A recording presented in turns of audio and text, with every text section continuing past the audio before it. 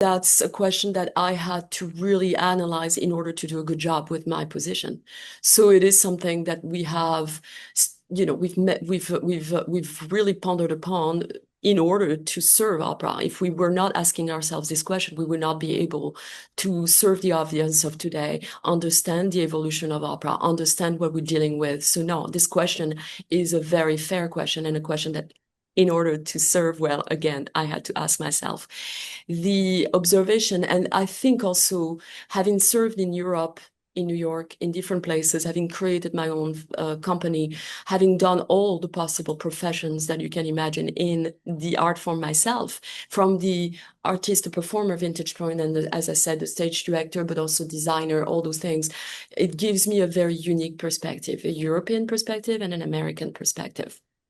And so this is why I think there is great value in someone that has a global perspective to answer this particular question of yours. And someone has been for more than 50 years, and I'm sharing my age right here, but for 50 years I've been in the industry also. This is not something that I invented in the last past 20 years. This is more than that for my case. And observing it also from my legacy point of view. So you're asking the right question to the right person. And the first about the art form in 400 years, the impact of the art form has not changed. It is absolutely as powerful as the first Monteverdi. And it was the first immersive art form. So once we get people in a theater, we get them. You know what I mean? Once you get them in a theater and excellence is presented on stage, and excellent is presented on stage, then there is exactly the same impact, emotional impact. Now, it becomes glorious when creators of today understand that the composers of the past had made tremendous emotional impact on their audience because of political, cultural, context. And they were meant to provoke those emotions, to provoke those thoughts in the past. So we have a great success when our creator of today, our stage director, producers, are able to take a story that was written 200 years ago and make it relevant to today. But when you go to the core of the score and the libretto, it is always about human beings. It is always about the struggles of relationships. It is always about things that 400 years ago or today we're still struggling with.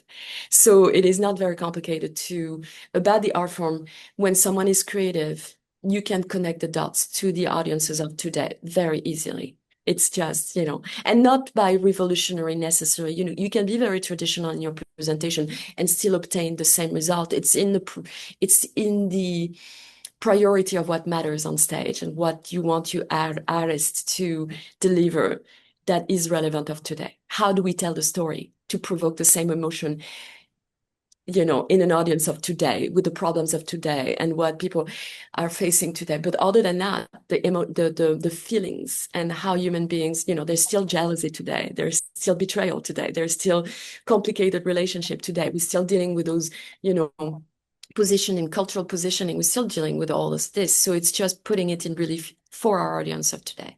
And tomorrow it will be another audience and we will have to do the same exercise. That's about the art form. I believe it in its interpersonality and universality. So we don't have to add too much. Now, when we have amazing composer today that tells story, I mean, opera is about telling very powerful stories. So when we have composers of today, such as Kevin Putz and Mark Campbell and that opera Silent Night that we're presenting in November, when you have young composer that writes pieces today, tell stories also that are extremely relevant, even if they're using a topic of the past. This is wonderful. So it is evolving. When we say, is opera dead? I would say absolutely not. It's absolutely not. It is very much alive. In America, we have such an abundance of young composer, for instance. So this is opera is not dead. Now, the branding of opera has to be a little bit flushed. I would say. You know, the way opera used to be mainstream. We had our, this is not a new thing to aspire to go back to mainstream. We've lost the mainstream aspect, but our superstar Maria Callas was on TV. She was in the news. Beverly Sills was, you know, with, forgive me. So I think we've lost the connect with the audience that makes us a very accessible art form, actually. We've, I don't know how the shift has happened. I have my theory that I can very happily share, and those are mine and my only. But my observation is that we have, in a, with the concern of popularizing opera, you know, the pendulum always does this. So there was a time where only maybe an elite was invited to be at the opera. So there's been a desire to bring everybody because it is really for everybody. We serve 25,000 children with our educational program, and they come to our dress rehearsal, and it's incredible to see 2,000 kids screaming and being completely into it, understanding everything. So when the youth of today reacts to opera, you know it's not dead. You know what I mean? So it is we've seen in an effort of accessibility, maybe we have also dumbed down a little bit the etiquette of opera and the magic that was around just the anticipation of going to the theater. So there is we've lost a little bit that kind of, I don't want to say luxury accessible, but that's the balance that we're trying to find at Florida Grand Opera. Is still sustaining that kind of elegance and sustaining that kind of dream. People need to be brought into out of their daily routine into something that brings the best out of them, that elevates, that makes them dream. And I think that we've lost a little bit that magic. And I'm tempting to see if this is part of the solution, bringing back the magic, the anticipation to the opera while we make it absolutely accessible. And you know, we have tickets that are only $25. So, and there's a whole angel program that if people don't have money and they want to come to an opera, we will take care of them. You know, so there is a rumor and the the legend that opera is not accessible has to be debunked.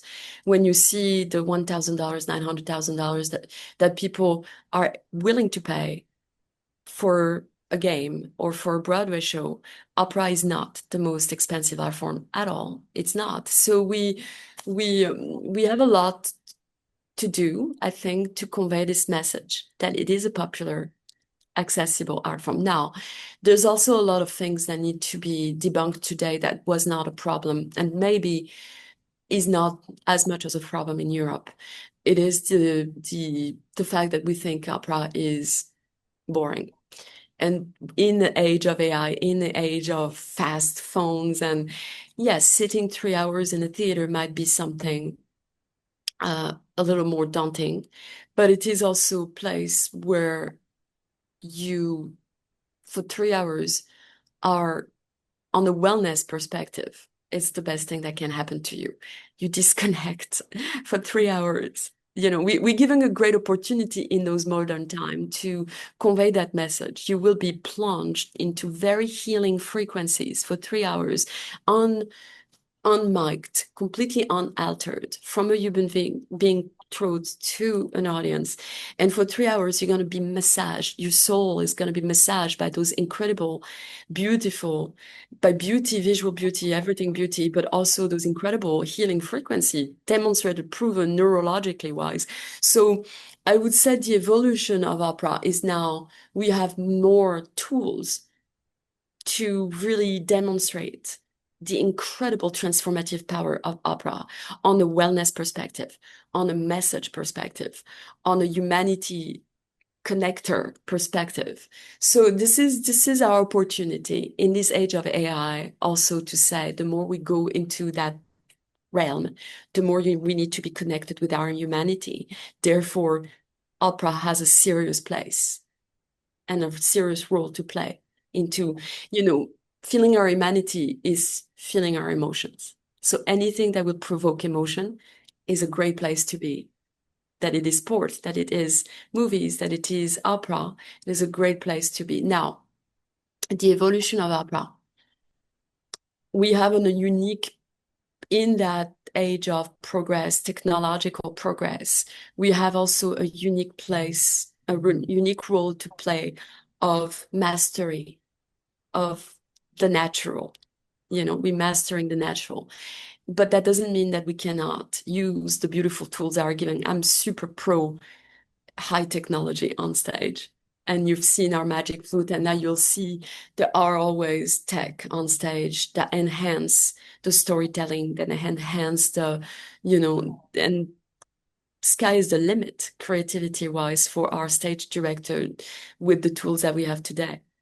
So you were mentioning Charles Allen Klein, and I'm very, very excited to say that we will have that traditional set that is not so traditional because Charles Allen Klein was already incredible. But in the back, you're going to have the work of Keith Lisner, extraordinary artist that will use AI in a very incredible way. He did a beautiful video for us to promote our season this year, and it's just, again, sky is the limit for creativity with the tools that we have today. So the evolution of opera is, for me, extremely positive. We have an amazing opportunity given to us. There's still a lot of people that do not know what we do. And so I would say like a missionary that goes into a country to preach. We have a big territory to cover and preach opera.